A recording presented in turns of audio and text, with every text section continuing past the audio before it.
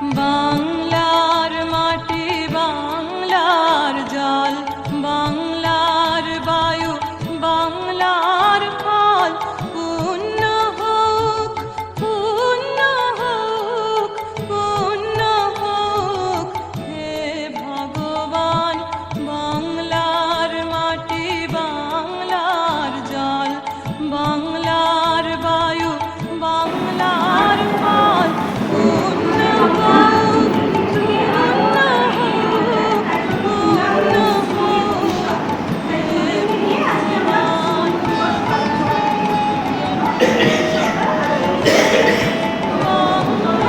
ঘর, বাংলার ঘর, বাংলার ঘর,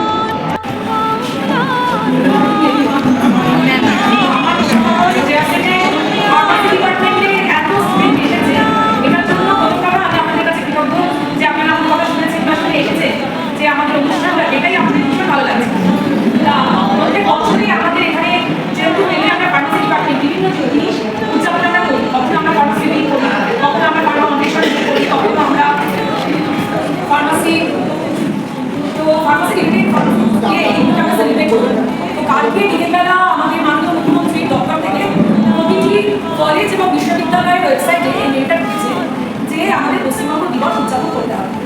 এটা তো বাঙালি হিসাবে আমাদের প্রত্যেক পশ্চিমবঙ্গবাসীকে গর্ব করা উচিত, কারণ এমন একটা সুন্দর জায়গায় আমরা জন্মেছি। দেখুন, আমাদের এখানে পাহাড়ও আছে, সমুদ্রও আছে, সমতল ভূমিও আছে, এত বৈচিত্র্য ভারতবর্ষের মধ্যে এই স্টেটটা ছাড়া কিন্তু অন্যান্য জায়গায় দেখা যায়। আমরা আজকে উত্তরবঙ্গে কালকে আমরা টিভিতে দেখছিলাম যে উত্তরবঙ্গে ধস নেমেছে, তখন আমরা সমুদ্র আমাদের সামুদ্রিক অঞ্চলটা আমাদের নিরাপদ আশ্রয় হয়ে গেছে। আবার যখন আমাদের ওখানে সুনামি ঢেউটা উঠেছে তখন কিন্তু আমাদের পাহাড়টা আমাদের মনে হচ্ছে তবু তদাপেক্ষা একটু নিশ্চিন্ত জায়গা।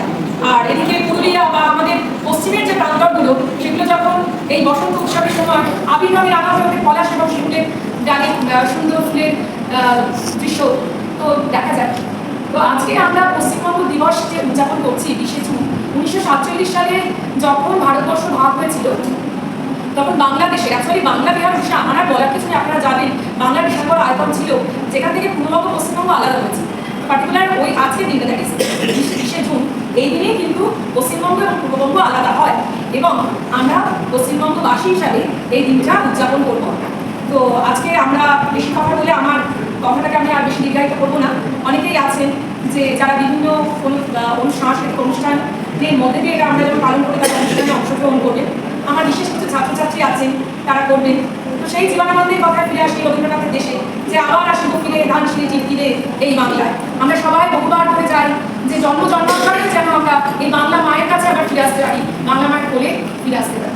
এই করে আজকে আমরা আমাদের অনুষ্ঠানের শুভ সূচনা করছি। ধন্যবাদ।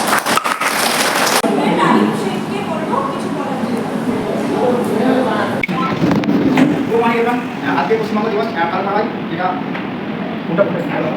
এই দিনটা আমাদের প্রিয় এবং কীভাবে ইতিহাসিক ঐতিহ্য এবং সাংস্কৃতিক গৌরব সংগঠন দিয়ে যেটি বাংলা ভাষায় বাংলা সাহিত্যিক শিল্প এবং সঙ্গীত কলা যেগুলো আমাদের শুধু ভারত নয় সারা বিশ্বে প্রথমবারই আমি আগে কখনো এই দিবস পালন করিনি, প্রথমবার করেছি। সেহেতু অতটা কিছু না জানার কারণ না জানার সত্ত্বেও তবুও কিছু আমরা একটা গান যেটা আপনাদের সামনে প্রদর্শন করতে চাইছি। তিনি লিখেছেন নীতিন্দ্রনাথ রায়।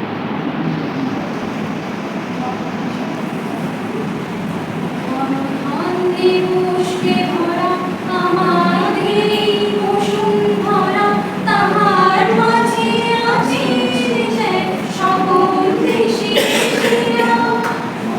স্বপ্ন দিয়ে তৈরি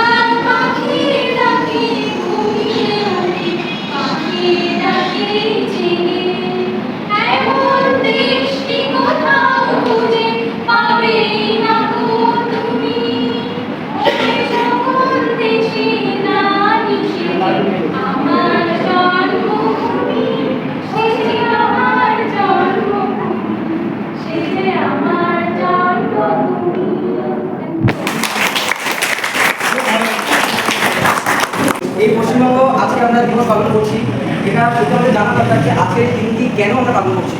এই যে পশ্চিমবঙ্গ গঠনের পেছনে ইতিহাসটা, এই ইতিহাসটা যদি আমরা জানতে চাই তাহলে আমাদের একটু পেছনে ফেরত যেতে হবে। সেটা নিয়ে আস্তে আস্তে জিনিসগুলো বলা হবে এবং তার সঙ্গে অনেকে আরও বিষয়গুলো বলবে।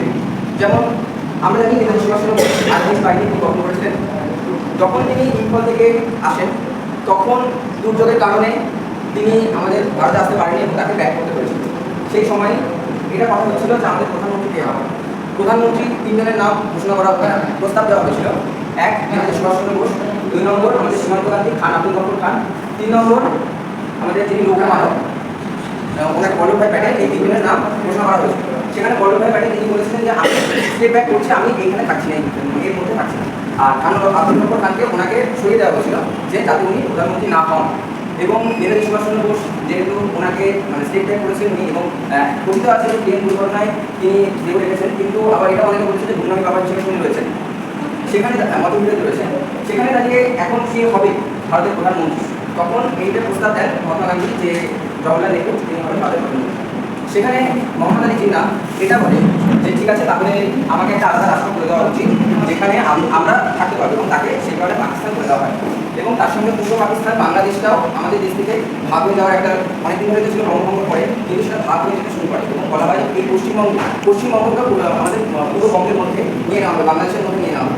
এই নিয়ে অনেক ঘটনা ঘটেছে, অনেক রক্তাক্ত কাণ্ড ঘটেছে, কলকাতায় রক্ত বন্যা হয়েছে। কিন্তু সেখানে শ্যামাপ্রসাদ মুখোপাধ্যায় তিনি একটি প্রস্তাব রাখেন, একটি বিল রাখেন যে না, যেখানে মেজরিটি যারা রয়েছে সেই হিসেবে মেজরিটি রয়েছে সেই হিসেবে পশ্চিমবঙ্গকে একটি আলাদা রাজ্য হিসেবে এবং সেই ভারতের মধ্যে থাকে। এইভাবে অনেক শহীদের রক্ত মিশে এই আজকে এই পশ্চিমবঙ্গ গঠন হয়েছে। ঠিক এইভাবেই হচ্ছে আমাদের ইতিহাস, সেগুলো আমাদের জানার দরকার, যেটা আমাদের বই থেকে আজ হারিয়ে গেছে, কিন্তু আবার আমাদের এই ইতিহাসগুলো পড়ানো হচ্ছে যাতে আমাদের এই বাস্তবতা, আমাদের জীবনতা সম্পর্কে আমরা জানতে পারি। এরপরে আমি রেখে দেবো ওয়াকারকে, সে কিছু বলতে চাই এই বিন্দু সম্বন্ধে। যাই হোক, পশ্চিমবঙ্গ কিন্তু আমাদের ভোটের ব্যাপার হবে, কিন্তু পশ্চিমবঙ্গ কিন্তু ক্রমশ পিছিয়ে যাচ্ছে ভারতবর্ষের প্রতিটা রাজ্য। যখন ভারতবর্ষ স্বাধীন হয়েছে পশ্চিমবঙ্গ স্বপ্নতে শিক্ষা শিল্পে একটা বলেছে, কিন্তু বর্তমানে পশ্চিমবঙ্গ শিক্ষা, সংস্কৃতি এবং কৃষি শিল্প সব যদি আমরা পিছনে রয়েছে, এবং পশ্চিমবঙ্গে ভালোবাস করে ব্রেন করে চলা হয়ে যাচ্ছে ভিন্ন রাজ্যে। ঠিক আছে, তো আপনারা ফার্মেসি স্টুডেন্ট, এখানে যারা ফার্মেসি কলেজে আমরা পড়ছি, ম্যাডামরা আমাদেরকে যথেষ্ট সাহায্য করেন, তাই বলে করতে পারছি। আমার এখন আমি সিনিয়র সিটিজেন হয়ে আগে সামনে 2 মাসের মধ্যে। ঠিক আছে, তা যাই হোক, তবুও আমি খুব উৎসাহ নিয়ে ফার্মেসিটা করি, কারণ যেহেতু প্রফেশনালটা হওয়ার থেকে উদ্যোগ হয়েছিল, আমি কিন্তু একটা সিভিল ইঞ্জিনিয়ার। ঠিক আছে, যাই হোক, তবুও আমি এটাকে খুব ভালোবেসেই পড়ি। শুধুমাত্র এটা একটা সার্টিফিকেট পাবো এটা চলে না। তা আমি অ্যাপ্রোচ করবো যে আপনার পশ্চিমবঙ্গবাসী এটাও ভালোবেসেই এই স্টাডিটা করুন, কারণটা হচ্ছে এখানে অনেক কম বয়সী স্টুডেন্ট আছে, কারণ এইটার মধ্যে অনেক ভবিষ্যৎ বুদ্ধি আছে। আপনারা যাতে পশ্চিমবঙ্গকে সেই জায়গাতে নিয়ে যেতে পারেন, সেটা একটা আমি বলবো, আমি প্রডিউস করে তাও আমি এটাকে অ্যাপ্রোচ করছি। ঠিক আছে, আর এই পশ্চিমবঙ্গ বিষয়টা অ্যাকচুয়ালি একটা বিতর্কিত বিষয়। কারণ 1947 সালে যখন এটা বিধানসভায় এটা গৃহীত হয়েছিল, যে পশ্চিমবঙ্গ একটা দ্বিজাতি তত্ত্বে, এবং সেখানে কিন্তু বাঙালিরা কিন্তু অনেকটা পশ্চিমবঙ্গ, তার মানে এটাই বোঝাবে যে সেখানে বাঙালি রয়েছে যারা বাংলা ভাষা বলে। বাংলা ভাষা খুবই একটি মিষ্টি ভাষা। এই বাংলা ভাষা থেকে অনেক ভাষার জন্মও হয়েছে। তাই বাংলা ভাষার উদ্দেশ্যে আমরা এই গানটা গাইতে পারি যে আমি বাংলায় গান গাই, আমি বাংলায় গান গাই, আমি কিছু এই বাংলায়, আমি বাংলায় গান গাই, আমি বাংলায় গান গাই, আমি কিছু এই বাংলায়। আমি বাংলায় দেখি স্বপ্ন, আমি বাংলায় বাঁধি চুড়ি, এই বাংলায় মায়া পড়ানো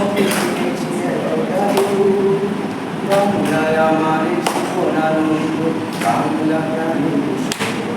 আমি একবার দেখি বারবার দেখি বাংলার বাংলায় আমার জীবনানন্দ, বাংলা প্রাণীর সুন্দর। আমি একবার দেখি বারবার দেখি বাংলার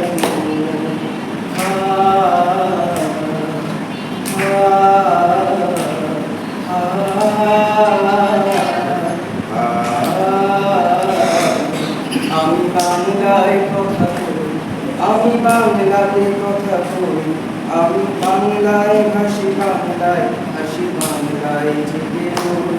আমি বাংলায় কথা কই, আমি বাংলাতে কথা কই, আমি বাংলায় ভাসি, বাংলায় হাসি, বাংলায় জেগে রই। আমি বাংলায় মাতি উল্লাসে আপনি বাংলায় হাহাকার আমি সব দেখে শুনে খেলে গিয়ে পড়ি বাংলায় চিৎকার বাংলায় আমার চিত্ত স্লোগান চিত্ত তীর্ধনু আমি একবার দেখি বারবার দেখি দেখি বাংলার নূর। আমি একবার দেখি বারবার দেখি দেখি বাংলার নূর। আমি একবার দেখি বারবার দেখি দেখি বাংলার নূর। আমাদের সকলের প্রিয় উদ্যোক্তা ম্যাডাম এবং আমার সহযোগী শিক্ষক শিক্ষিকাবৃন্দ এবং আমার প্রিয় ছাত্র, আজ থেকে ঠিক 35 দিন পর 6ই জুলাই 1901 সাল দিনটি ছিল শনিবার। ভারতবর্ষের বুকে একজন মনীষী শিক্ষাবিদ ইতিহাসবিদ আইনজ্ঞ জন্মগ্রহণ করেন। আমরা সকলেই জানি কলকাতার সবাই জানতে কলকাতায় যুব মায়া দেবী কলেজ দেখে গেছেন, আমরা সবাই জানতে পেরেছি আছি কিন্তু তার ইতিহাস আছে। এই যুব মায়া দেবী কলেজ যার নামে তিনি হচ্ছেন আমাদের সমাজের মাতা যুব মায়া দেবী এবং ডক্টর স্যার আশুতোষ মুখোপাধ্যায়ের দ্বিতীয় সন্তান ডক্টর শ্যামাপ্রসাদ মুখোপাধ্যায়। হঠাৎ কেন এই কিছু আগে আমরা এভাবে বলছিলাম একদিন প্রশ্ন করলাম আজকের দিনটা কেন পালন করা হয়, প্রশ্ন করি যে আজকের দিনটা কেন পালন করা হয়। আজকের দিনটার মহত্ব অনেকদিন আগে থেকে সংসার করছিলেন কিন্তু আমরা সেভাবে পালন করছিলাম না। আজকে সরকার পরিবর্তন, একটা সরকার ছিল আমার সরকার পরিবর্তন, তার একটা দিক, তার একটা পার্সপেক্টিভ, তার একটা দৃষ্টিভঙ্গি প্রেক্ষাপট নিয়ে তারা চলবে। কিন্তু আমরা চাইব ভারতবর্ষ তারা বাংলা বা পশ্চিমবঙ্গ সার্বিক উন্নয়ন, শিক্ষা, স্বাস্থ্য, বাসস্থান আমরা সবাই সচেতন। কিন্তু তা সত্ত্বেও আমাদেরকে এগিয়ে যেতে হবে সরকার পরিবর্তন আসুক বা অন্য সরকার সময় অনুযায়ী একটা ডিজেট একটা সরকার আসুক।